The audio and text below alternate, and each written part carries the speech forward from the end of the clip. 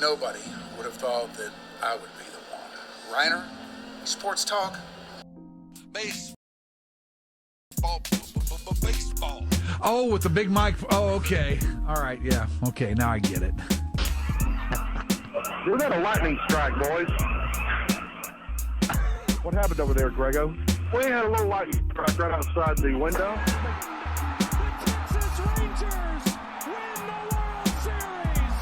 All right. Here's a tip for all these Americano League teams. Wait, you said tip? Yeah, tip. Okay. With a P. Keep jamming. The ticket, colon, nothing but a big Gen X jerk-off segment. Is this a cool night or what? Although somebody would hear that and go, bullshit. I'm back, bitches.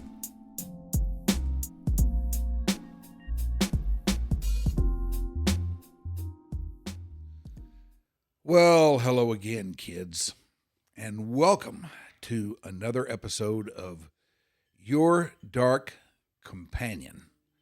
This is the podcast. This is not the abbreviated version in any way, and that's a good thing because we've got a guy today with us that I've known for quite a few years, and we've had many, many shit shoots such as the one we're about to have now, and it usually flows like butter when we sit down, and admittedly, we're a little bit booze-fueled from time to time. That helps.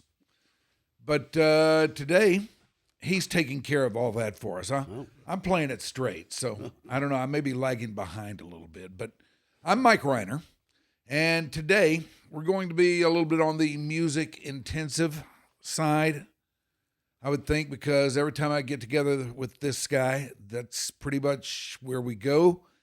That is pretty much where we stay. We have had many, many wonderful conversations, very few arguments, although we are at odds on a few things, but most of the time we're very complimentary along these lines, and the conversation just sort of flows. Now, you may have noticed if you watched one of these things before that I sit here with a legal pad, and usually on that legal pad is stuff that I've written down about whoever I talk to. Well, take a look at today's legal pad. You will see nothing there, and that's because that if we roll according to Hoyle today, we really won't need it. When he and I start, we have no issue at all jumping in. We have no issue at all getting from point A to point B and well beyond. And I assume that's the way it's going to roll out today. How are you, my friend? I'm doing well. It's good to see you, sir. It's good to see you. What have you been up to? Well, kicking around. I'm trying to keep busy. Well, I'm doing all right. The whole thing's gone to hell. Yeah? Yeah, no, it's a delicate balance, I think, between the chaos and the light. But I think you probably know what that's all about. Oh, yeah, I know all too well what it's like. If you don't know Mr. Chad, he is a keyboard player. He is extraordinary, or that at least that's his main axe. Now, you can catch him moonlighting every now and then on something else, maybe. Oh, yeah. But you are first and foremost a man of the 88s. Well, I've tried applying my wares in that particular field for many years. I started playing keys when I was about 5 years old, and you would think I'd be a little better by now, but it's been a long journey and many stories to tell, I think. I think you're quite good by now, Yeah, and so does everybody else. Yeah. This was in Terrell where you started? That's right. Well, actually in McKinney. I was born in McKinney. And oh, really? I didn't know that. That's right. And in 85, we moved to Terrell, where my father took a job as the administrator. We actually had a choice. It was either Alaska or Terrell. Those were the two job offers. Well, if you were born in McKinney, the moving cost to Alaska would have probably been a little bit more substantial. Well, this was in the mid-'80s, so yeah, I would imagine so, even then. But it is funny to think how things would have been quite different, I think. Did you ever think, playing keys is all right and everything, but the guy on guitar gets all the girls. Maybe that's what I should try. Well, it's funny you say that. I played a bit of guitar and bass and stuff when I was a younger lad, but I did notice that that you know, unless you're Jerry Lee Lewis or Little Richard, you know, you are somewhat limited behind the piano. You're kind of stuck there. And which brings up an ongoing discussion I always like to engage in is the difference between like the straight mic versus the boom, right? So back in those days, you think of Jerry Lee, he would have the straight mic. Yes. And you would see his hand actually work around it to get to those high notes, which I thought was kind of interesting. And he would turn his head and kind of sing into it like they all did. Right. Well, and that's like the Fats Domino style, right? Like he had a straight mic and it would always be kind of to his right. Yeah. And so anytime with his formidable girth, he would lean over into the mic. You know, it looked agonizing, really, quite frankly, but It did. it forced him to engage. The audience was always seeing his face. Yes. His big, beautiful Buddha smiling face Yes. whenever he would be singing his songs. So you had that instant. And he was looking at them too, no doubt scoping the lovely ladies Yes, in the yes. crowd. Last time I saw Dylan was out at Nokia or whatever it is now, and he was. Was this recently? This was several years back, but he had the straight mic, and he was playing a piano proper. Were you there for that one? No, I don't think so. Yeah, I wonder if it's the one Mark Knopfler was out there with him. He came out and played like one song. And he was like, "I gotta get out of here. This isn't working out." But he did the bit, and it's the most I've ever seen him look at an audience like that I've seen, and he worked the room that way. You know, I love Bob, as you well know, Yes. but I fear going to see him. Well, he's pulling out some new tricks these days. He's I don't know if you saw his most recent set list. He upended the whole thing. He's doing like old 50s covers and stuff. Really. Yeah, he's working in a lot of old time songs that I guess he wanted to try out. How's the voice holding up? I think it's night to night, just depends. Yeah. But That's always been kind of the thing with him, because on a lot of his records, he'll sound very, very different from one to the other.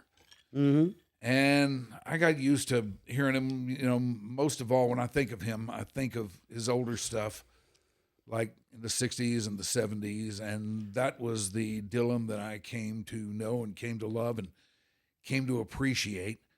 But he's done a lot of vocal tricks and gone through a lot of vocal alterations since then. And I fear going to see him now because I don't know what I'm going to get. Right. But isn't that kind of part of the beauty of it? I mean, Chris Holt and I used to have this ongoing discussion about that very thing. He's like, he never plays the songs right. He's like, you know, he always sounds unpredictably weird at any given show. And I was like, I think that's the cool thing about it. It's like it's living art. I mean, he's literally reinventing these masterworks before your eyes every night. It's like a performance piece. You never know really quite what to expect. Now, that offers him a pretty long leash in terms of what he can get away with, but I think it's one of those people, you can't look away. It's like, you know, you have to see what he's going to do. I've never thought of him as being on any kind of leash of any kind.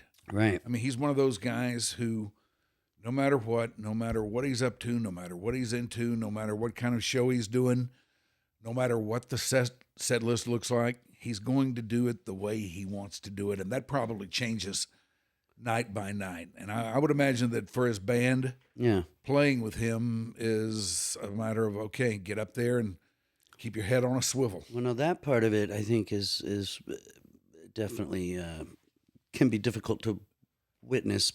You've got Charlie Sexton or some great guitar player up there just sitting around waiting to solo while Bob just maniacally wanks through, you know, every pass. Yeah. And, you know, not always with the greatest results.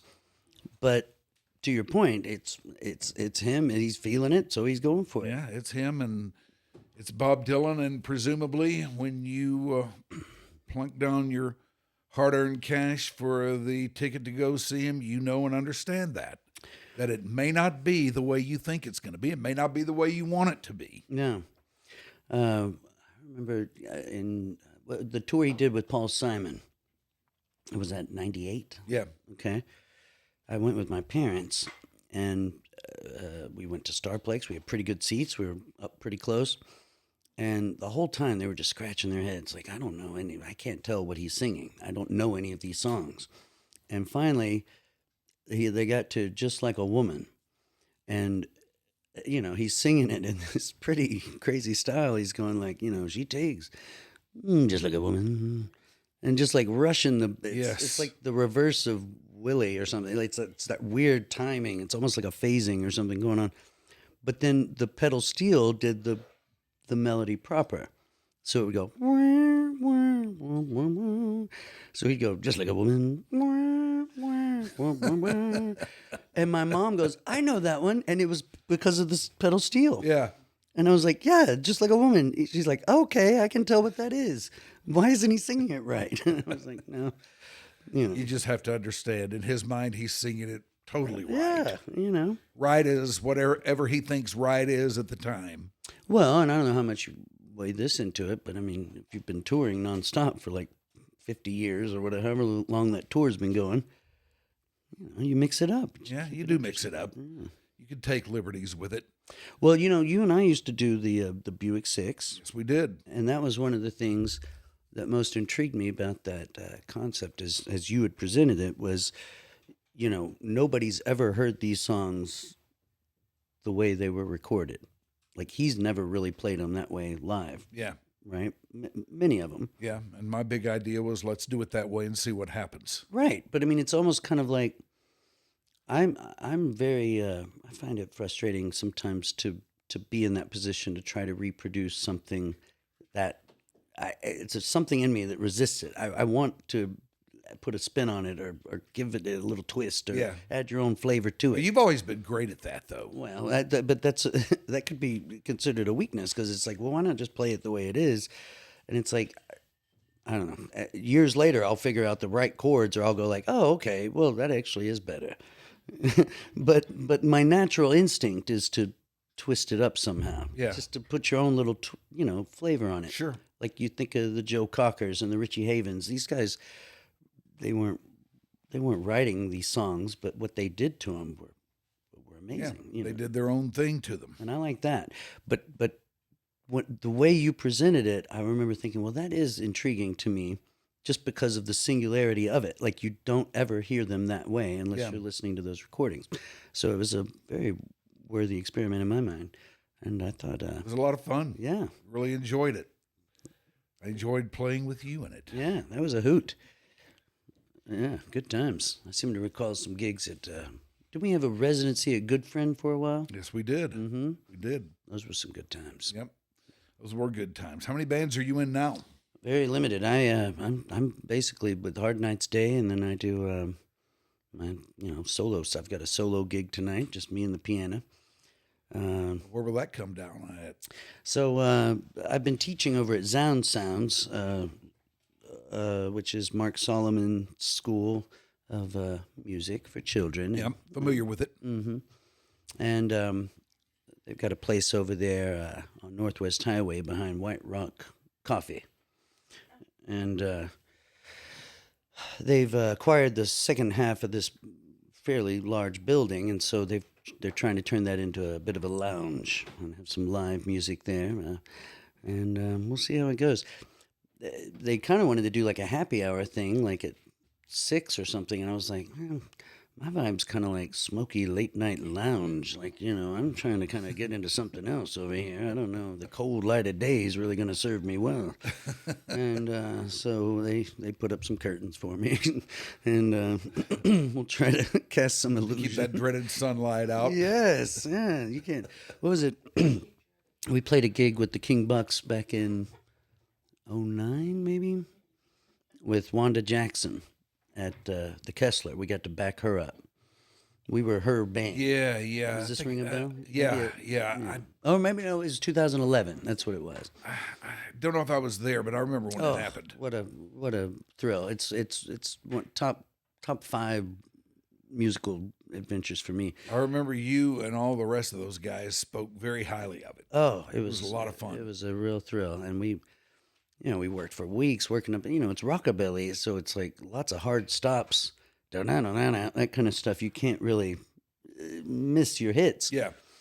And we show up, and, you know, she walks in, and it's all, well, we can't do that one, and no, that one's gone, but we need to lower the key on that one. I guess we'd been given a set list from like 20 years ago or something. So she comes in, she changes it all up, and we're back up there, you know, just freaking out, and they were just about, Jeff Lyles, our dear friend from the Kessler, was about to, the great Jeff Lyles. Was leaning over and saying, now, Miss Jackson, we're going to have so-and-so here drive you over to the hotel, and then we're going to come back and pick you up, and we'll have you back here by 8 o'clock. We can get started right around then.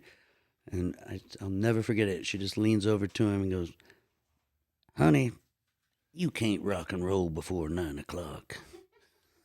And we were like, all right. And sure enough, she showed up. We had to keep going out, keeping the crowd goosed, packed house. And she walks out. She asks for a little wine. She goes, I need it for my pipes. And we were like, all right. And first song, you know, first instrumental break, she unleashes this unholy howl, you know, like just a cat getting squished, you know. And it was the most beautiful thing you've ever heard. And the crowd just blew up. And from that point on, it was just hanging on for dear life. And she's just looking at you. And, oh, it was magic. And she's, you know, 4 feet nothing. And, Did she have a large following back then?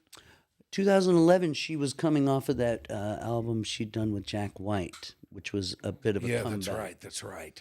And she did like Back to Black, some of that stuff. And that album's really cool. It's really fun, and she sounds great. And she was. But what I loved most was leading up to that gig, I'd been given her number to try to coordinate some of this stuff, and it was the landline of their house.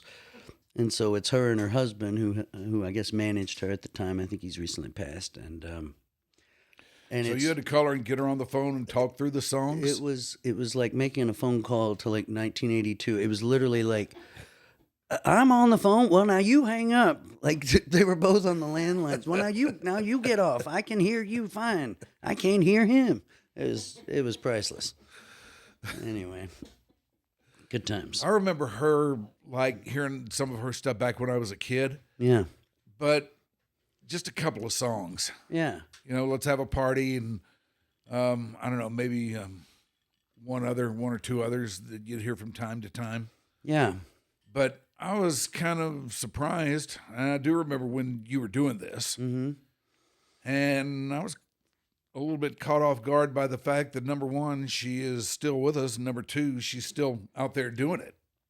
Killing it. She's still out there now. She put out an album maybe just last year or the year before, produced by Joan Jett. Oh, really? Yeah. That would be a good pairing, I would think. Yeah. Yeah, totally. And it's kind of like the Loretta Lynn thing, Jack White. Yeah. Got her a real nice rounded finish on her thing, which that album was also really cool. Yeah. Yeah. So any other bands you've got going, or no, projects you're involved in you need to tell us about? Well, you know, during the pandemic, you know, there was a great loss of work, you know, for many of us. And, sure. The gigs dried up, and yeah, everybody who does it was hit pretty hard by that. Yeah. And so I remember everyone's kind of scrambling to figure out their way, and you had people one by one kind of slowly taking to this live stream approach.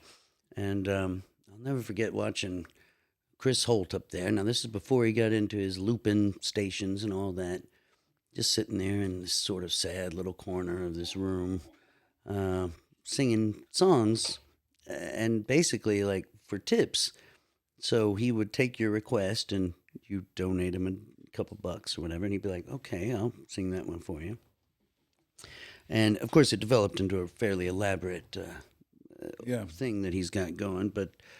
And I just remember thinking, well, that's really depressing. Looking at this very talented, you know, friend of mine, just kind of reduced to sitting in some sad little corner. Yes. And the camera wasn't great, and it looked kind of janky. This brilliant player who, by the way, has sat in that very chair I saw that a little you were clip in. of that. Yes. Well, okay. But so I remember thinking, well, what if you took that up a notch, and maybe instead of just little sad sack corner over there, you've got you've got a camera on wheels, and you kind of move around a little bit, and you kind of take it from one room to the next.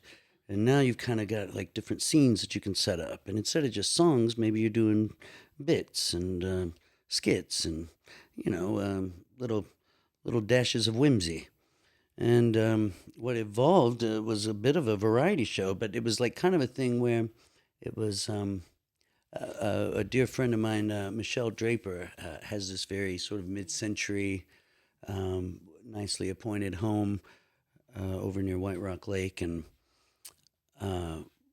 so it kind of evolved into this, without me really thinking about it, like this kind of strange portrait of a lonely man kind of wandering the halls of this unusual house. And That gave rise to the variety show. right. And so you kind of like start experimenting with that a little bit, and there were lessons learned, but you get to sing your songs and do bits. And I think I had like an aerobic bit, just whatever I could think of that you could try to capture. But it was literally someone following you around with a camera.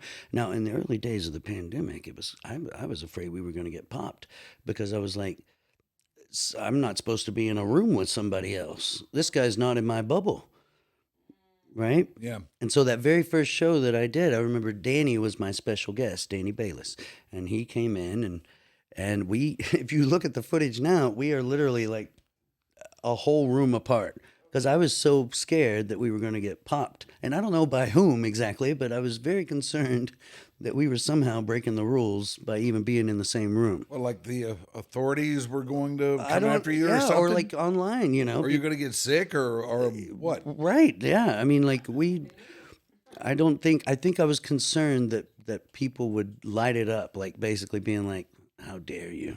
I haven't left my house in 3 weeks, and now you're up there clowning with your buddy. I mean, it sounds silly now, but it really was like, it felt kind of like danger. Like I was to the point to where, like, I'm looking at, it was done live. But I was like, this window, we need to cover this window, because they're going to see the reflection of my guy working the camera over here. We're going to get popped. And I don't know. Like I say, it seems silly now, but, as that thing developed, I started kind of realizing that the first one, I didn't even think about it, but you can't use licensed music on Facebook, let's say. So this was a Facebook live stream. Right. And I had like Bill Evans piano music playing. I think I had a Stone song in there. And of course, I wasn't looking at the comments because I'm running around doing silly stuff. But when I watched it later, the Facebook was just sending all these flags, cease and desist. Oh my God, what are you doing? You can't play these songs on here. Like everything I did was basically getting flagged. So from that point on, I was really determined to use local stuff. So I would reach out to our friend Wade Kofer out in Nashville, and I'd say, give me something funky, like a car chase. And he'd send me some options on guitar, Yeah. And through that, I started thinking, well, this is kind of a fun vehicle. Nobody's got anything else going on. So I would have Max Hartman do some voiceovers for fake commercials and stuff. Yeah. And so, I started thinking like, well, all of this talent's just laying around, and why not kind of bring it together into this one thing? And so, all that to say, this new venture that John Pettigo and I are looking into, trying to get off the ground, is kind of a broader version of that. So let me pose it to you in the form of a question. Okay. Do you recall a time in your long and storied career and just life, Especially live. where it seemed in some ways like the artistic elements that exist in this community, in this town, felt a little closer together? Like it didn't feel quite as disparate, perhaps, like quite as scattered. So I say, for example, like in the early 90s, when I first started coming to Deep Ellum, it feels like you couldn't walk down the street. You were slipping and sliding on art and music and talent, and there'd be poets in the alleys, and you know. Or are we talking about just? Are we talking about just sheer numbers of guys out there doing it? Well, I guess I mean like Because in my own little world, I'm a little bit cloistered.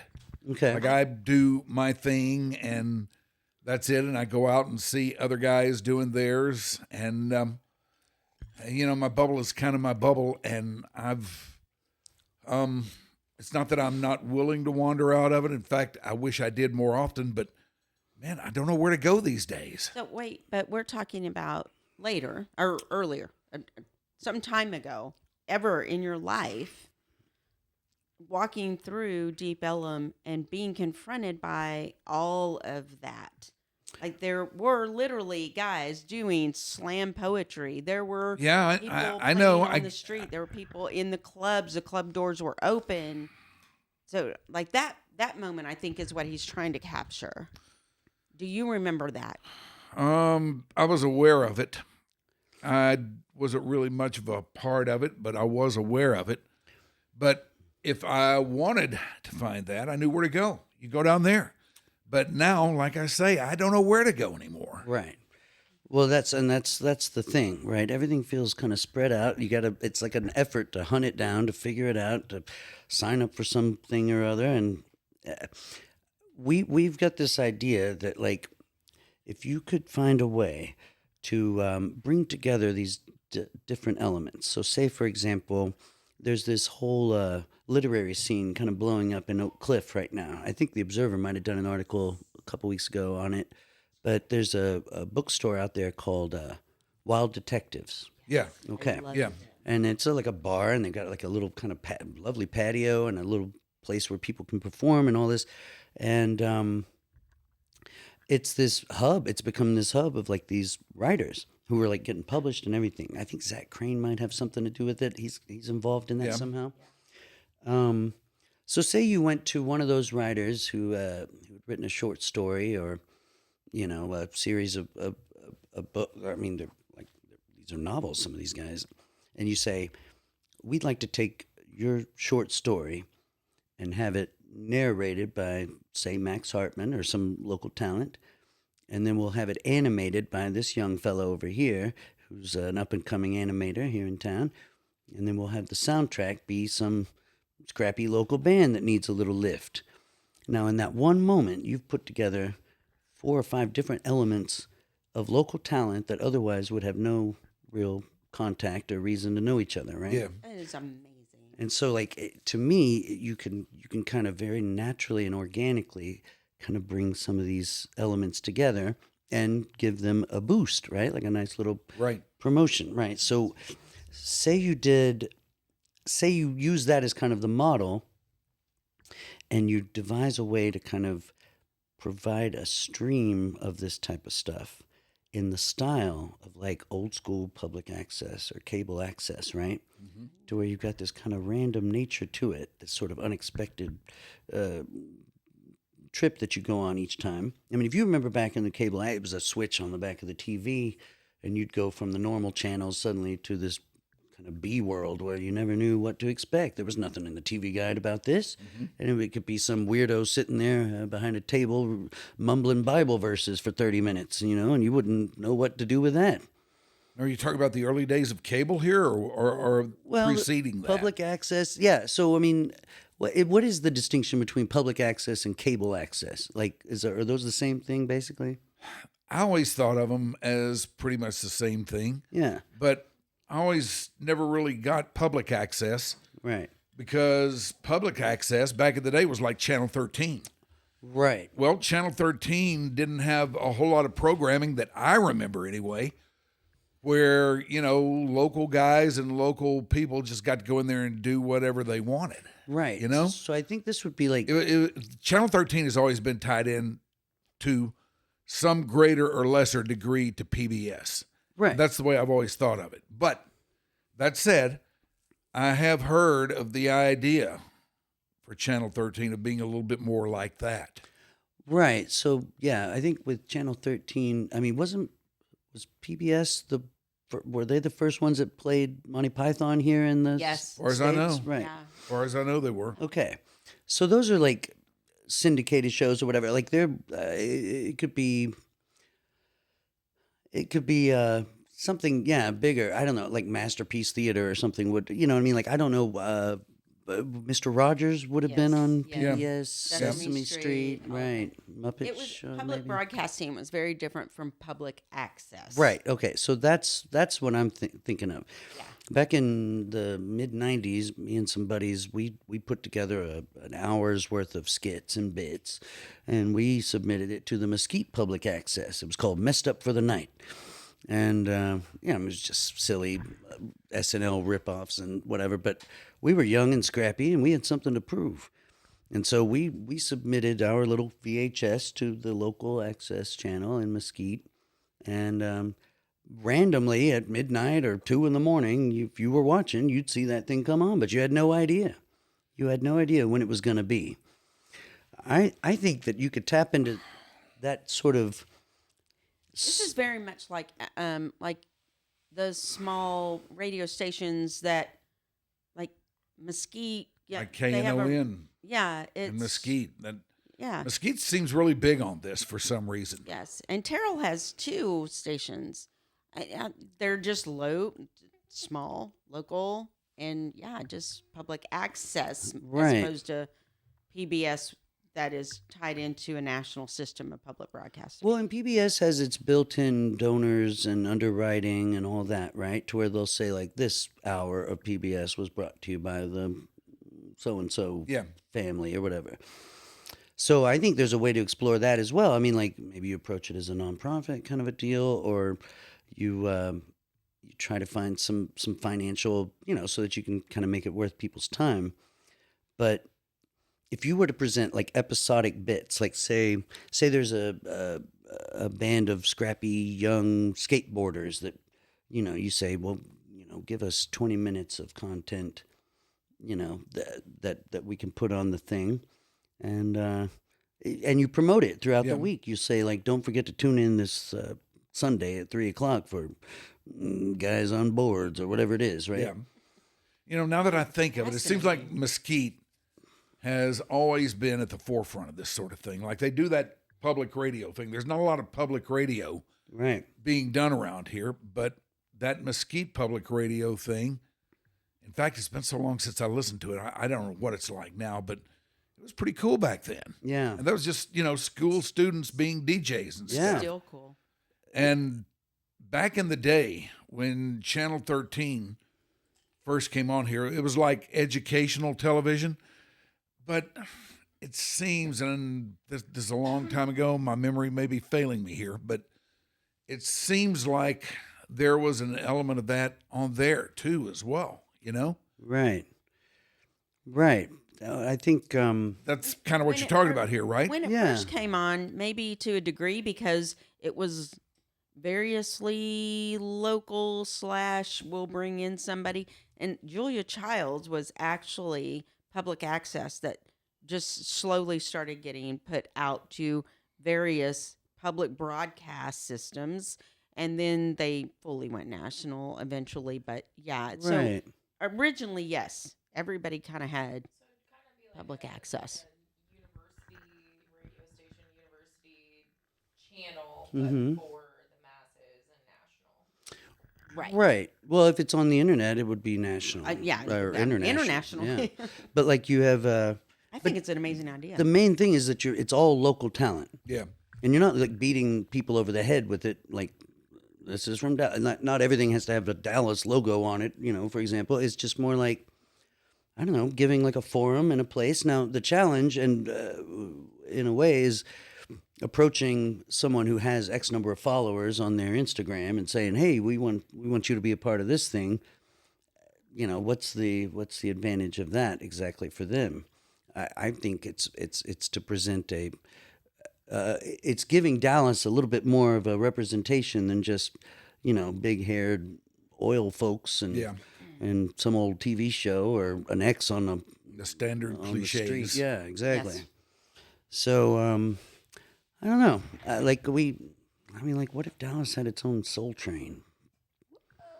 If Pretty you had, often. if you say you shoot it down, at the Kessler, put a funky band up on that stage, get 4 or 5 cameras down there in the pit, just walk around filming people dance. You do we would tweak it, make it our own. But the idea of a dance show for Dallas, I think the kiddos would be lined up around the block. We live in a selfie culture. People are sitting there always looking at their phones, doing the thing. Yeah. If they knew they could appear once a week on a locally broadcast show, I think there could be something there. Do you remember something else? What was that? That was a show that ran out at North Park every day. It was like an after-school thing. Okay. And I guess anybody who wanted to could get on it by just showing up for it. Okay. And Ron Chapman, the disc jockey, Dallas radio legend, was the host of it. And it was just a really, really cool thing. Cameras would, show kids dancing to records and stuff like that. Yeah. And if somebody was rolling through town, a lot of the time they would go down there and lip sync something that they'd done. Mm-hmm. And it was a really, you ought to look into it. Was it? It was shot inside the mall? Yeah. This sounds Yeah. familiar now that you. In fact, it was shot in the place, I don't know how familiar you are with the lay of the land at North Park these days, I'm quite fond of it. Yes. but it was shot in the place where the Tesla store is now, Oh, okay. where you can go in there and order you up a nice Tesla if you want to. Sure. If the budget allows. So it would be in that store. That's what it was set up Yeah, in there. yeah. Okay. I mean, it was laid out differently. It was a lot bigger than just that little sliver of a store that's the Tesla center now. Yeah. But something else was a thing around here, and it sounds like when you talk about this, that's something similar, though not identical to what you're talking And about. they shot it live? Yeah. Okay. Yeah. It was on live every day on Channel 8. Well, I love the idea of having live elements on this as well. You would have the idea being maybe you build up kind of a cast of characters, right? So, in the last month or so, I've just been kind of like what was it, like the old Carter family, wandering through the hills, just collecting tunes. I've just been like collecting weirdos. Anybody who's got like some kind of interesting thing going on or some story to tell. I found the guy the other day who they've been doing a little market up here on Greenville on the weekends. You walk down one of the streets and it's just little booths and local merchants peddling their wares. Right. And I came across a fella who was selling skateboards, and the bottom of the skateboard was very elaborate art. I mean, it was beautiful, quite handsomely done. And I remember saying, "Well, now this is quite something. Where you local? You work from out of?" Well, no, I did have a warehouse, but it burned down. This guy's got no place to work. So how about we give him a little shine? Find some way to give him a little boost. Yeah. Let people know what he's up to. I mean, stuff like that. It's just there's so much interesting all around us. I was in Oak Cliff recently. We saw Office Space over at Texas Theater, and took the boy. He was quite pleased. He loved it. But we kind of wandered down the block, down to, what was it, Top 10 Records? Is that there on the corner? Oh, yes. Yes, it is. And we walked in there. Been there for years and years and years. And I think they said it's the oldest one in the state, I think is what they're claiming. Cannot contest that. And so I got to talking to this guy, and they just had some event there. They were kind of clearing out, and I was like, "Man, what's going on down here? What do you got?" And he goes, "Well, we're all volunteer. This thing's it's kind of like a historical thing now, I guess. But they've got events going on all the time promoting local art, and it's catered by this local thing down the block. I mean, I'm getting really into that whole alchemy, that idea of combining these elements. Yeah. So that's what we're kind of working on right now, and we're kind of figuring it out. There's a lot of ins and outs, and again, just trying to kind of figure out the best angle to where.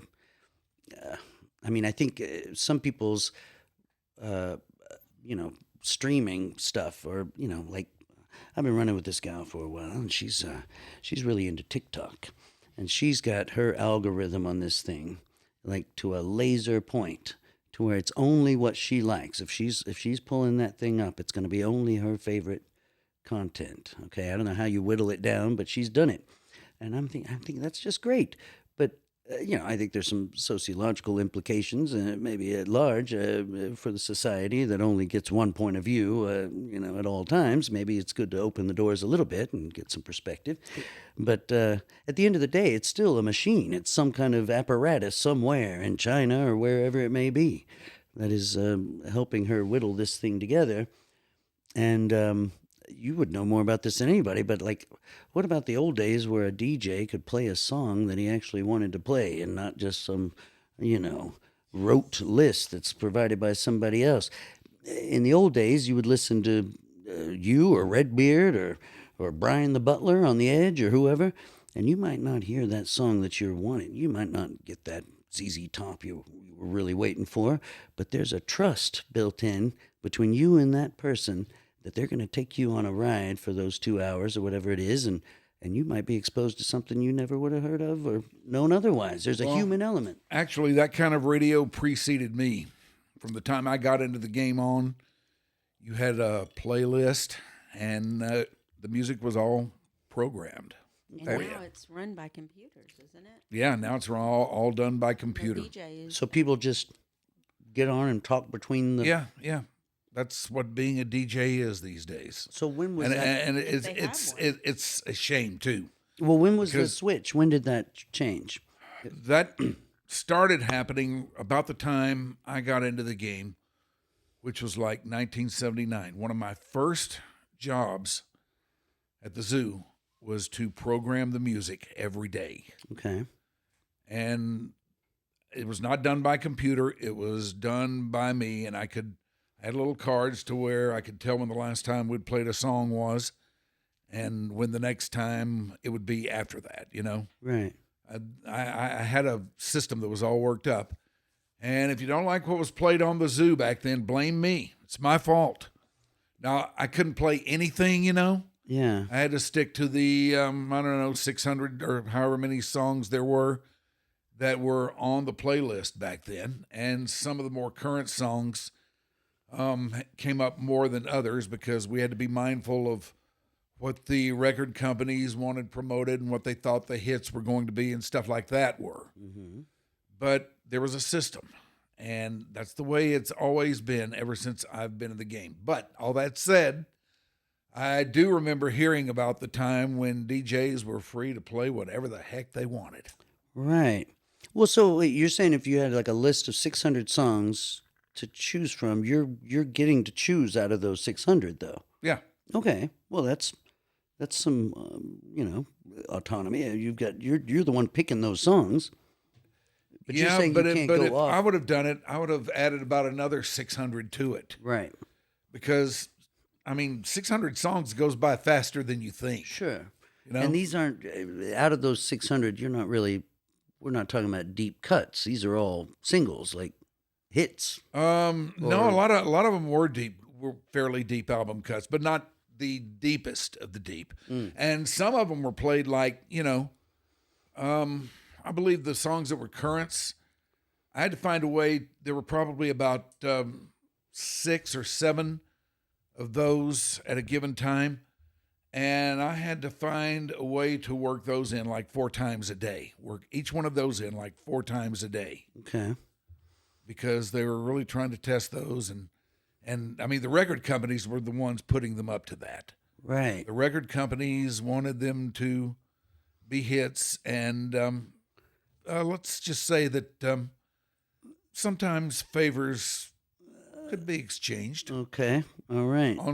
On certain levels, never the level that I was on, but on certain levels. Okay. So it's like this is sort of a vague, shadowy whisper of payola kind of thing. Payola was illegal, but it was some form of it or another. Maybe not money, but some form of it was. Okay. All right. Was never really far away. Right. Okay. Interesting. That was a long time ago, though. Well, yeah. Nothing like that happens today. No, surely. Well, no. They just cut out the middleman. They just do whatever they want now. So, but there was a time when you would turn on. Would it be AM? I guess where you would hear like the whole Dark Side of the Moon album or something. Like DJs were free to do that. Yeah, that was before all that, though. There was a time when DJs pretty much played whatever they wanted. Right. And if they wanted to play the whole Dark Side of the Moon, they did it. Right. That's interesting. It must have been a lot of fun back then. Yeah. Okay. Well, That was before my time. I don't think I knew that switch happened that early in the.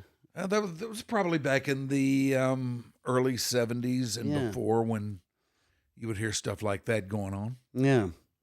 I think I remember reading about how the Sgt. Pepper album would just play like almost nonstop. Like you could always hear it just playing the whole record somewhere on people walking down the streets, and it's like coming out of every speaker around you. People just going nuts. Now maybe that's a bit romanticized, but That might be a bit romanticized, but not too terribly far off, I would say. mm-hmm.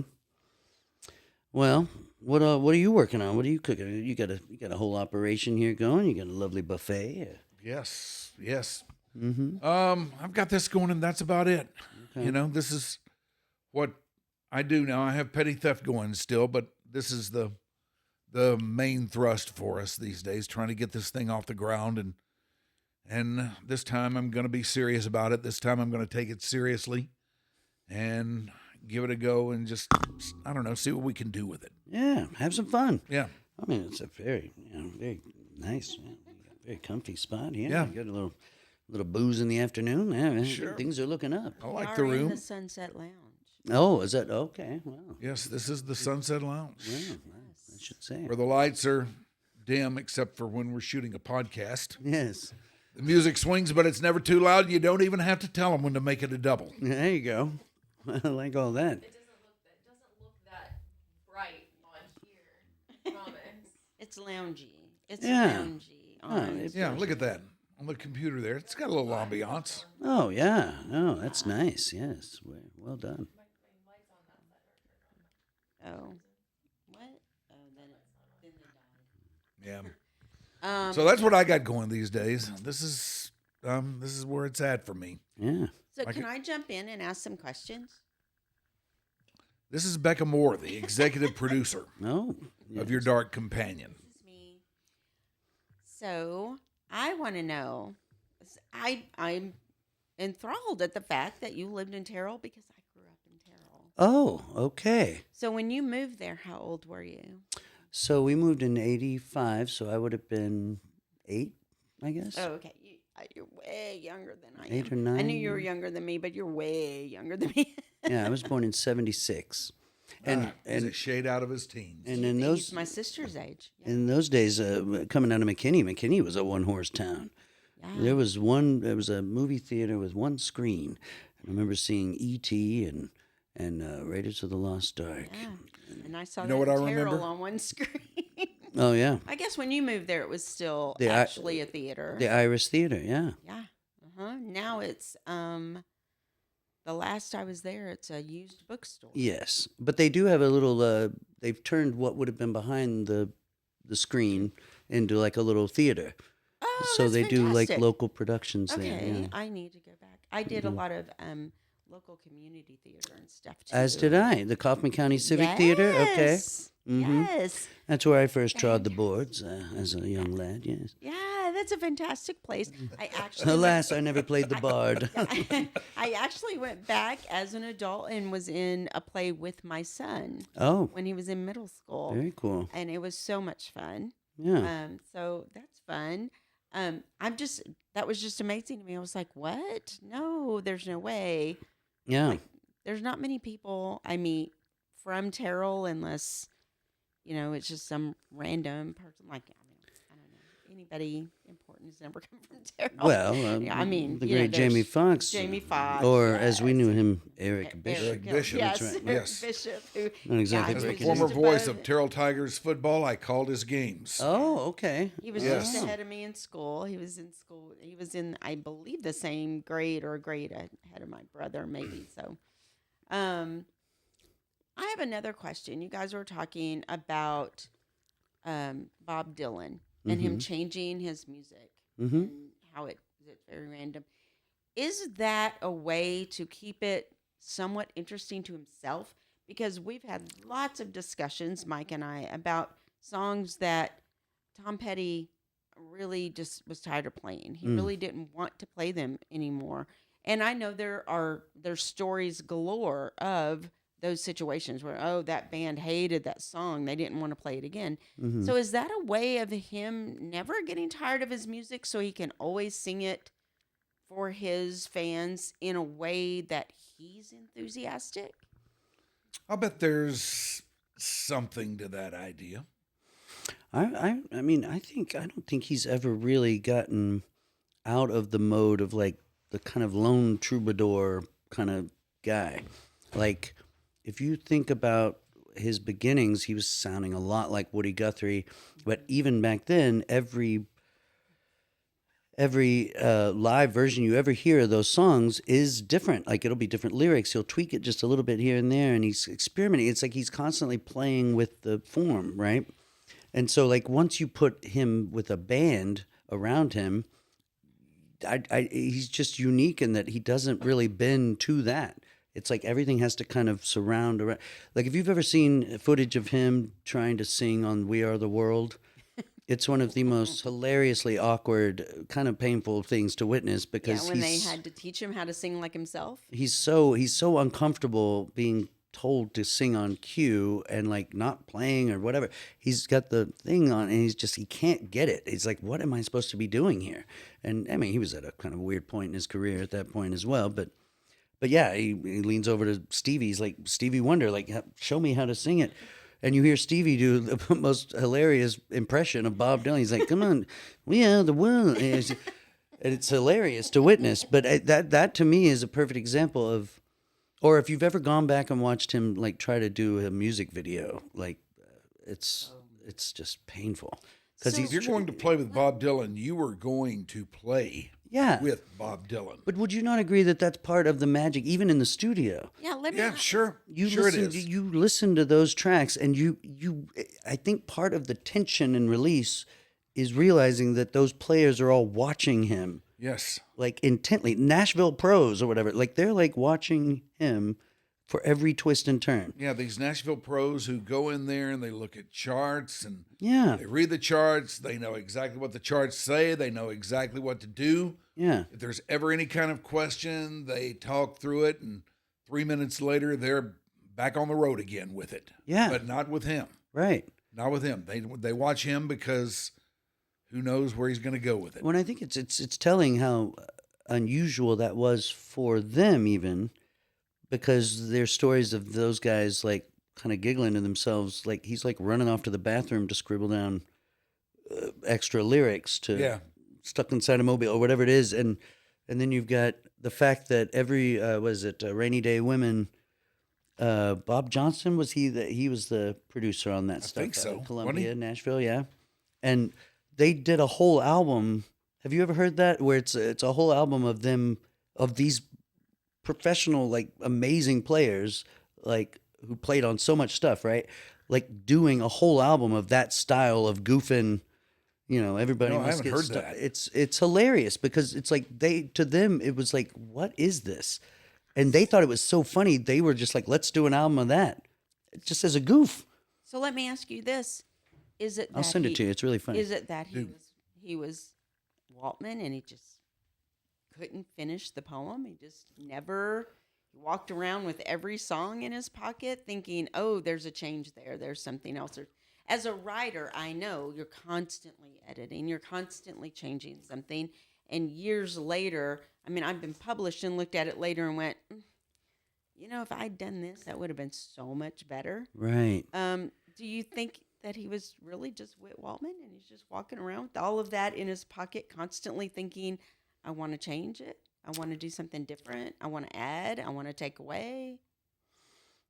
Well, I mean, if you keep up with him, he's like, he drops these lines, and I know he's, you know, part of his thing is kind of building up his own mystique, telling his own story. But like, I remember a quote in one of those magazines where he was saying, you know, I could write a song in a crowded room, and I remember thinking that's kind of cool. Like and the picture I think they had along with the quote was him just in this kind of really crowded room, just kind of looking around. And I was like, that says a lot. Like the man is constantly observing. He's always looking at stuff. You go back and look at Don't Look Back, and he's typing while Joan Baez is sitting on the bed singing his song to him, and he's just like, and I'm like, I don't know. I think just a restless, creative mind, and he's just constantly looking for it. But yeah, he goes where he wants to go. We should all do that. Yeah, right. Yeah. It is interesting, though.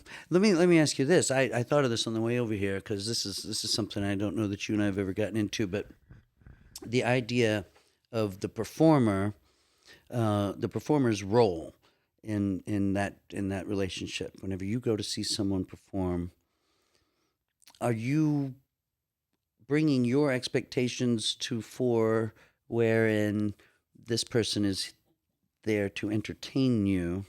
Now, this is an excellent question. This is an excellent Because this road to go down. This is something I think I've wrestled with a bit. Like I've been on stage before, and I'll have I'll have my phone kind of somewhere nearby, and I'll get a text at some point from the manager who's out there in the audience saying, "Why aren't you smiling? Smile." And I'll be like, like that feels really lame to me. Yeah. And I mean, I understand what the intent is, but it's like, let me present this to you and see what you think. So years ago, If they did that to me, I'd just tell them, "Sap, smile." yeah, right. So years ago, we were playing. We had a residency with the King Bucks down at Adair Saloon every Monday night, and we'd close the thing down, and it'd be a packed house. It was like service industry night, so all the folks who'd been working all weekend at the bars and stuff had a little money to throw around. They'd come out on Monday nights and get their honky tonk on. They'd be lively and dancing, and the booze would be flowing. And so I remember after one gig, it was like this lady who was a freelance writer for I guess it would have been the Observer at the time. And she wrote a review of a show of us on a random Monday night. And the way that the article went, as I recall, was, "I have seen the entertainers of the world. I've seen Sammy Davis Jr. I've seen Barbra Streisand. I've seen Tommy Tune. Those were entertainers. What I saw, what I witnessed at the Adairs with this honky-tonk group was not entertainment. They weren't entertaining me. They were just sitting there playing these songs." Now, immediately my mind is thinking, well, what do you expect out of a honky-tonk group? Are we supposed to be doing scissor kicks and, backflips? I mean, As you were telling that story, that's exactly what I thought. right. I mean, and I think King Bucks at the very least put a little kick in the songs. We had Chris Carmichael, the great Chris Carmichael, on drums in those days, who was really a rock drummer. So after every gig, there'd be someone coming up saying, "I don't even like country music, but you guys are all right." And that to me was pretty cool. So we all kind of had this agreement amongst us, as this comment thread following this lady's review was just billowing out of control. Like everyone was weighing in for better or worse. And we were all like, we're not going to comment on this lady's review. I mean, she's comparing us to Engelbert Humperdinck or whatever. I don't know what she expects. And so finally, after this went on for weeks, the great Joe Butcher finally weighed in, and he had this comment that he put on there, and he said, "With all due respect, ma'am, I'm not here to perform for you. You're coming to witness me perform. Meaning, I'm not here for you. If you don't like it, then you don't have to come back. Yes. But you are witnessing me do my art. Like every night, my solo will be different. Right. I'm constantly trying out new things, exploring where this song can go. And he's not there to meet your expectations. right.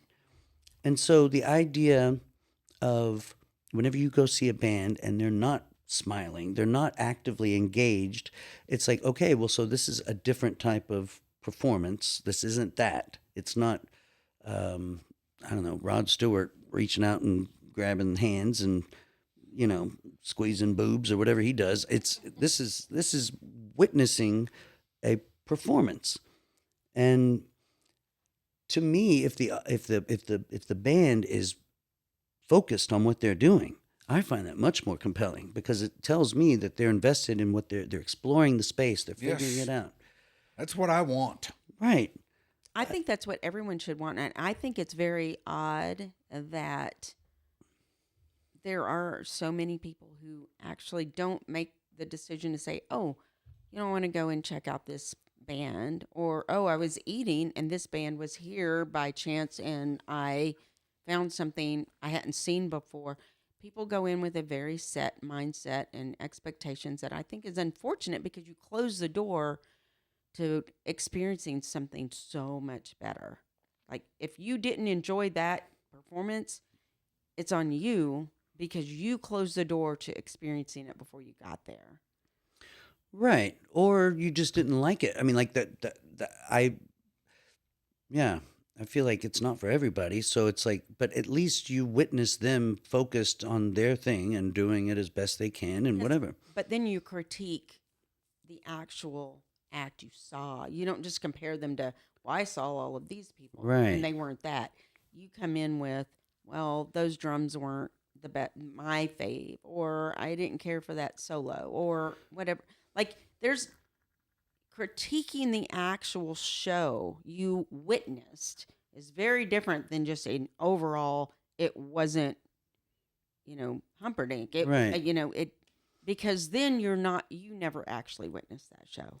You Right. just went in with, I expected to be this. It was none of these things, and I didn't like it. Right.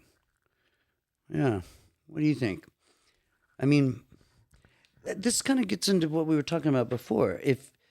And kind of what I struggle with like the cover band situation in a way. It's like if someone's coming to see a Thin Lizzy cover band, they are expecting to hear those songs done a certain way. Yeah. And if the performer in that band that you're covering did engage with the audience in that particular way, with more theatrical kind of back and forth with the audience, then it stands to reason that you would expect that as well, right? Like, as the audience. But as a performer, you're just getting tinier and tinier space to actually create or to feel yourself in it. And I don't know how much creating we do anyway if we're in cover bands. Right. Because, I mean, I don't know. When people come see our little cover band, yeah, they're going to see me doing it the way I think it should be done. Right. But yeah. We try to get it in the ballpark. I wouldn't like it if somebody left and said, well, they played Free Fallin' and it was nothing like what I know. Uh-huh. If that happens, then either we have failed or they were drunk and not paying attention. Right. But I don't know. I just try to get in that ballpark the way we do it, and that's all I expect of other cover bands. Now, there have been some who were so spot on and so letter perfect that I was quite impressed by their marksmanship. There have been others who I thought were really good and, got it in the ballpark, but they did their own thing to it. Right. And I thought that was okay too. Mike, what about when we just saw Todd Rundgren, and it was very different. It was a lot of his new stuff, not what either of us expected. His encore was a weird mix of several of his hits. Okay, well, that's a set list thing. Okay, but did you go there expecting to be entertained and hear the hits you love mixed in with some of the other? Or did you go there expecting to just see him? I wanted to see what he is up to now, and I would take whatever he gave me. It just so happened that what he gave me was a lot of stuff that I was not terribly familiar with, but I didn't mind that. Yeah. I didn't mind that. I'm cool with it. Yeah. I mean, do you look up set lists before you go? No. See, I don't either. No. I want to be surprised. I do too. I'm very into that. Yeah, I want him to start a song that I didn't think I would hear and just go, "Oh, holy shit, man!" Yeah, I've been to too many shows where I'll be with a buddy and they peeked. They looked under the covers. Yeah. And I'm like, ugh. And they'll be And like, I always hey, should we go ahead and go to the car? You know, he's only going to play these for the young. And I'll be like, oh, how dare you? I always tell them going in, look, if you know what's going to happen here, if you've seen the set list, don't tell me. Right. That's what I do. But I find it baffling. So it's like knowing how the story ends. Yeah.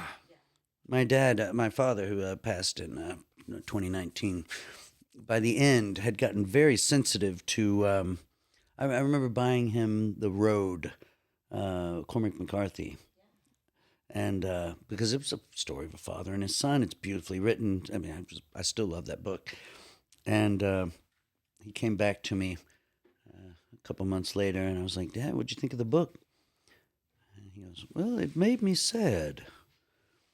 And I was like, oh, well, but at the end, you know, this happens and this happens. That's nice, you know, this kind of redemptive moment. And, well, no, the whole book was just very sad. It made me, and from that time forward, he would not go to a movie without, he'd say, well, how does it end? I'd be like, I can't tell you that. I go, that's the whole point. You're going to get the journey. Well, now, does it end sad? Will it make me sad? And I just thought that was so strange. Like, it was only sort of in his later days where he was really intentionally sidestepping, I guess, that. But Yeah, that's not, now that's a whole nother thing there. Yeah. I don't know, maybe toward the end of life, you reach a place where are sad, you know, huh? sad things hit you a little bit harder than they might have it some other time. Mm-hmm. Yeah. Now, here is another pet peeve about live rock shows that I've noticed. And the ones that have demonstrated this to me the most consistently happen to be my all-time favorites of anybody, and that is Steely Dan. Mm. When you go see Steely Dan these days, it looks like none of them are into it. Least of all, the one that you would want to be into it the most, Donald Fagen. Right. When he's up there doing it, he is sitting at his Fender Rhodes. He is dropping the first lyrics of every line. If a song's getting a little rangy on him or he's not feeling it that night, he pulls away from the microphone like this, just in case the voice breaks so nobody will hear it. And the whole thing just seems like a big junior high stage band jerk-off recital. And I hate that about it. I mean, I hate that for them, but if they come through here again, I am not interested. Okay. And you're a big fan, so that's Yes, I am. saying quite a bit. Yes, I am. I mean, I feel almost an obligation to go, but I'm not going. I mean, they've been through here once, and I didn't go already, and I doubt if I ever will again. Well, okay, so we started this conversation talking about piano players kind of being stuck behind their instrument. Aside from big toothy grins between the verses, how is what you're describing compared to his engagement or his enthusiasm of old? I mean, was he more robust with? Well, no, he's never been a bundle of joy. Yeah, that's part of his charm. Yeah, and the way I understand it from everything I've ever read or ever heard about him, that sort of carries over to real life. Yeah, as well. But there have been times when I've seen it that he's a lot more into it than he is now. Okay. You know? Well, it's safe to say he's old and give out. But yeah, it is. But you're saying, you know, he's lost a bit of his zeal. Yeah. Well, you know, he did. I mean, I'm old and give out too, but you can say what you want to about me, but I don't do that. No, you're positively buoyant. I think everyone would agree. But he did lose his buddy. You know, I don't know where their relationship was at, but that's got to count for something. Well, maybe so, but from what I understand, they would go for months without speaking to each other. Well, okay. But I don't know. That's just one of my pet peeves with bands these days. Well, you know. Do you have any others? If it, Yeah, no, I think, no, I mean, you know, we're at a time, I think a lot of our musical heroes and whatever are finding, you know, finding their way in whatever way. But I think, I remember seeing Dolly Parton. I've seen her a few times. I'm a big fan of Dolly. And I saw her perform at Nokia years ago. And this was the last time I saw her, and I'd seen her a few times before, and it was the first time I ever noticed that I think she had some tracks going. And to where she was working the mic. And it was the beginning of the tour, as I recall. So in my mind, I was like, you know, she knows when to sing, and she's doing it well, but she's probably saving her voice a little bit, right? And it was the first time I ever kind of realized that maybe that's okay. You reach a certain age, you're out there, and she's given on every other level. But if she has to sing along with a little something to give her a little boost here and there, I mean, her voice still sounds great. Yeah, she's just holding it. I don't think I would have much of a problem with that. Yeah. Now, I don't know. I'm probably not as keyed into this sort of thing as you or some others are, but I don't know if I've ever seen anybody that I really did think were using tracks. Well, it's one of those things you have to keep watching, because you're like, once you see it, once you think you've seen it or witnessed it, then you can't kind of not see it, and you're like, it's when it's where they are when they pull off the mic and where the voice is, that kind of stuff. Right. You start to notice it, and then you can't like not see it. Yeah. And that's for me, it was almost a distraction. But then I mean, I'm justifying it in my mind, but I'm like, still, it's like, oh my God. And then in between the songs, or whenever it does some little thing in the song, you can tell. I mean, you know, For Steely Dan, it might be a good play, because I think I would rather see him, you know, use tracks and make it look like that's, you know, all real and everything than try to hit a high note and pull away from it like this, you know? Well, I remember seeing Crosby, Stills, and Nash out there, and they had, you know, they were doing okay. They sounded good, but then if you look at the outer orbit of the band, there's a lot of other folks on mics. Yeah. Yeah. Just kind of boosting it or giving it a little push or just kind of helping with a little support underneath. And I was like, what's wrong with that? I mean, it's cool. Yeah, I got no problem with that. It's funny. We live in such strange times. This was a while back, but I remember, you know, they were pretty hot and political in their time, and, you know, had epic songs about saving the whales and all this. And, Wind over the water. Yes, but you know, they're in Dallas, you know, DFW. They're over there, and I'm always kind of curious how they're going to play this. And I think we were coming up on some election, and of all the things they could have said, you know, they went pretty mellow, pretty mild, in my opinion. They were basically like, all right, well, this next election's pretty important, y'all. Be sure and get out there and vote. Every vote counts. Make sure you get your voice heard. Like, pretty mild by their standards, I would think. And sure enough, this guy across the aisle was like, I didn't come to hear your politics. Come on and just sing now. Come on. I didn't come to hear you talking about politics. I was like, you know, like, that's nothing. Yeah, you want to get these guys fired up, they'll probably tell you what's what. But besides, they're the performers. If they want to get into some of that, well, when you buy your ticket, you've got to know that could happen. Right. So I mentioned earlier, I've got this show booked for tonight, and I don't know. Of course, it's the curse of my you know, my misfortune. But I think you know, the big debates tonight, and I guess the Pixies are playing in town. It's like you could, you know, pretty much throw a rock at anything else to do, it seems like, and find something. But I do think it's interesting that they're choosing to go without an audience for this debate. No audience. Yeah. Why are they just now getting around to that? Because to me, if the whole thing is to kind of say, like, this is for the undecided voter, which in this current situation I find a little baffling anyway, but I think so much of that is it's entertainment. It's like, I don't know, half the time in those debates that we've seen, the moderators turned around like, now please,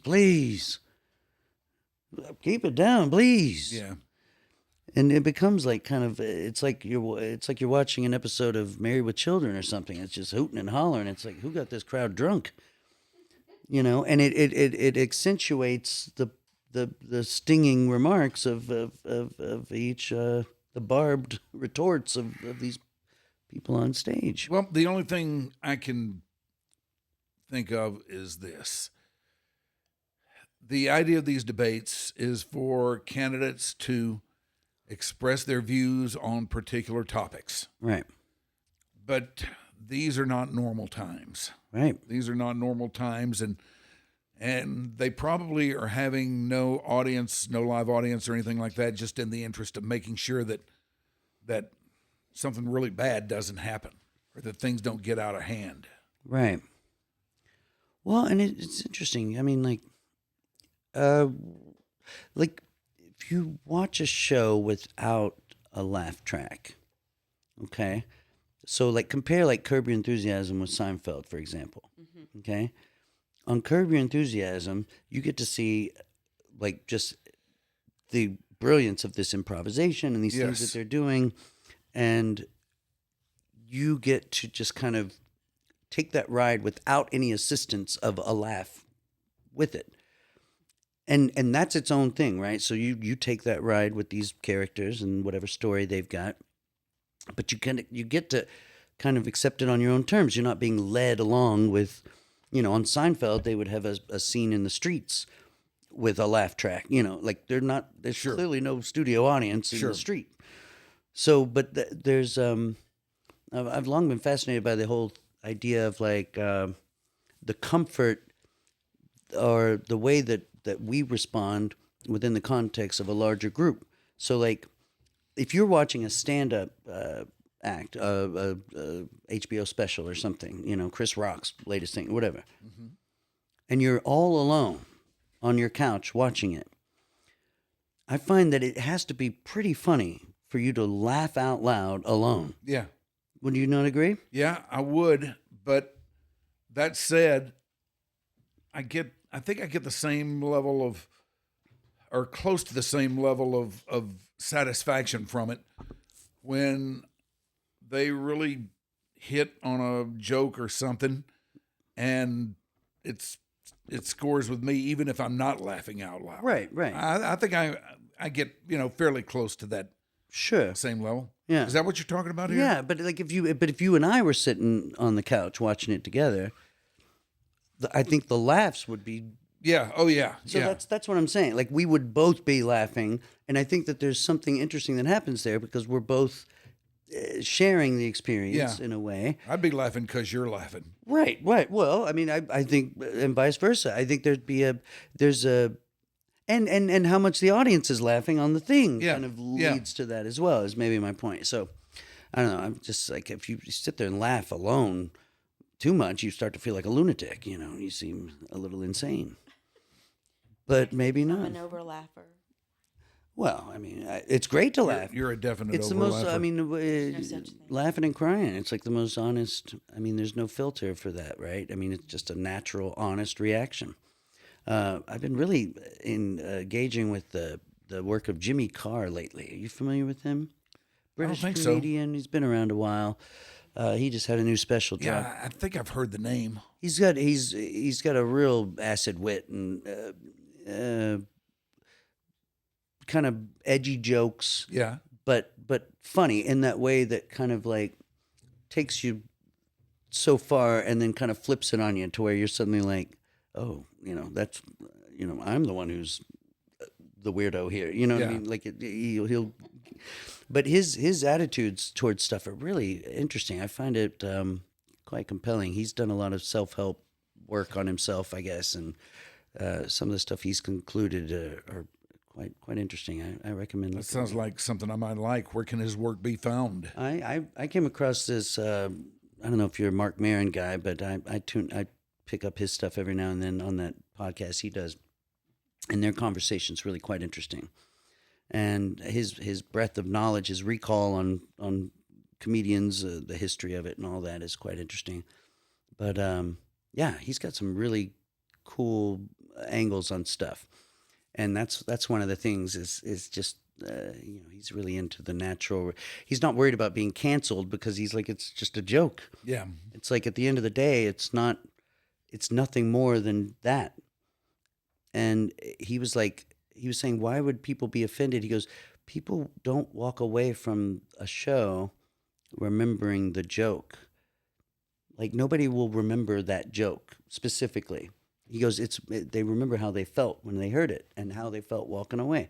I don't know, stuff like that. It's pretty interesting. I think you dig it. He's a sounds like it would be fairly well up my alley. But then again, the things you suggest are usually. Oh, wow. Well, you got anything you need to promote or tell us about or anything? Well, I'll be appearing tonight at Sounds Music over there off of Shoreview. It's just behind the White Rock Coffee on Northwest Highway, and well, it's and tonight being the 27th of June, by the way. Oh, that's right. These do live on in perpetuity. Did we lose Kinky Friedman today? We haven't, and he died.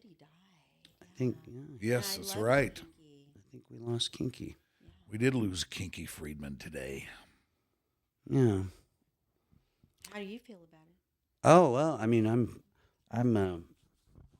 not as well versed as I'd like to be, but I've always admired his irreverent style, his sort of gonzo approach to life. As Mike said when we first heard, he was a great character for Texas.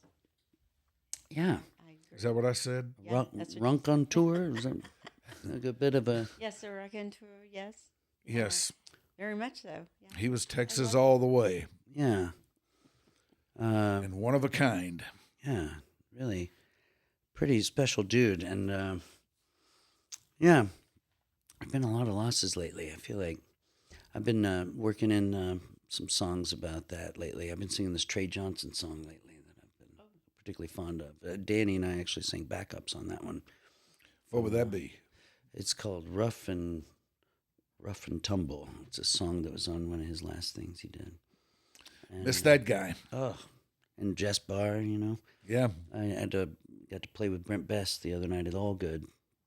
We did a little song swapping, and we pulled out some old songs by the Drams and did those, and I just kept thinking of old Jess. There's a fella, we do the first Friday of the month at Barley with the Beatle Band. Oh, right.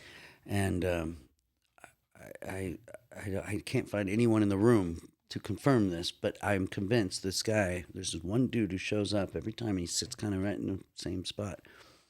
And he looks exactly like Jess Barr in like 2 years, like a little salt and pepper on the sides, but looking good and, nice and healthy. And I can't stop looking at him.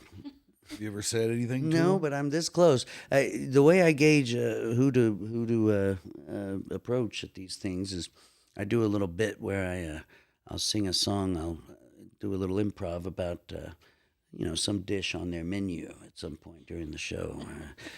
And they've got a chicken pot pie. I like to refer to it as the seasonal offering served year round, and I'll extol the virtues of its buttery, flaky crust. Of course. And, its rich, velvety gravy. And Right. its, locally harvested vegetables. And, Yes. only the finest quality chicken-style meat. And Cooked to perfection. yes, that's right.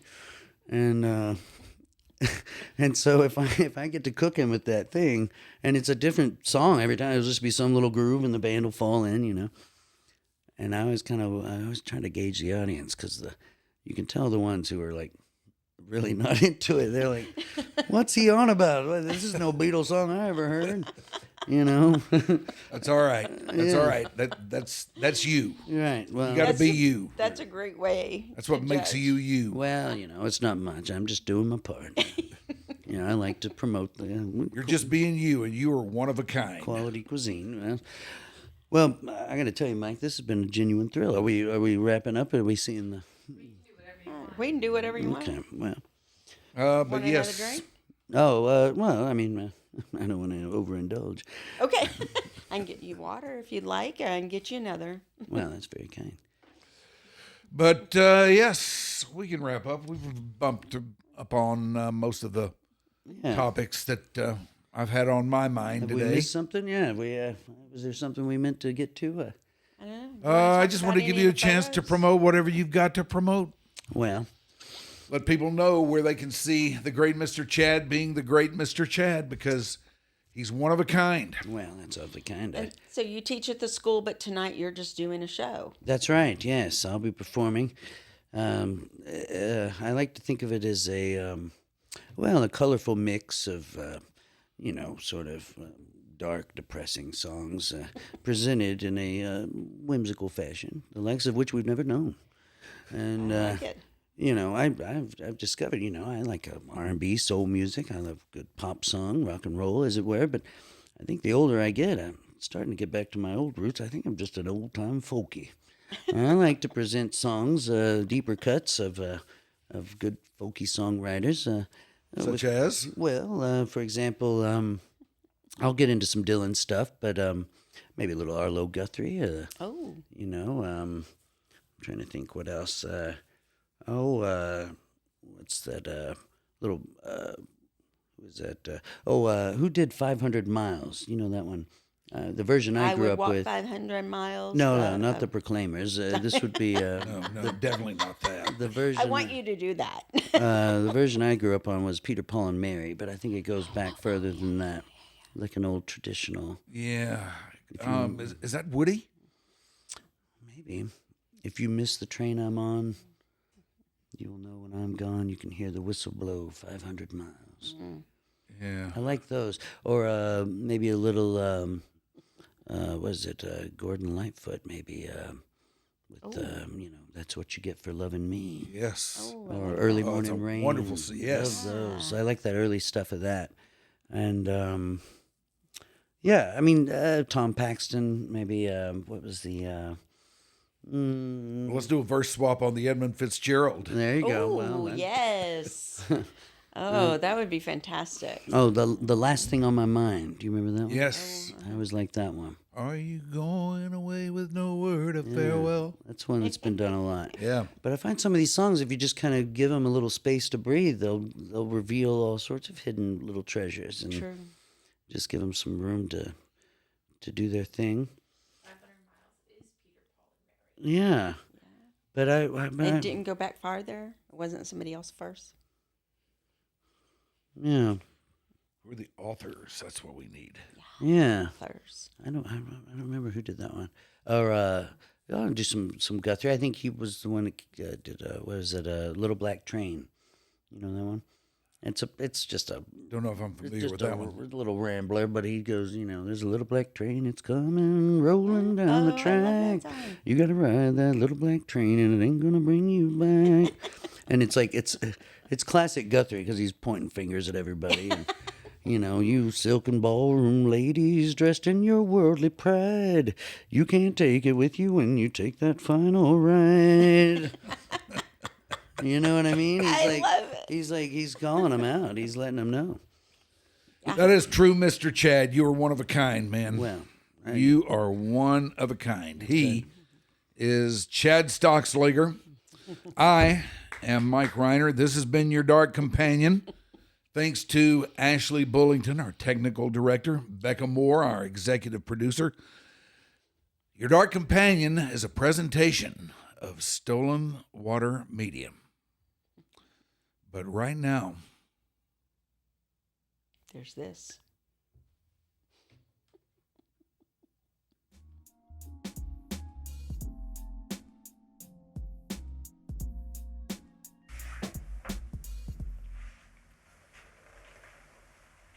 All right. I'm gonna go take my pants off.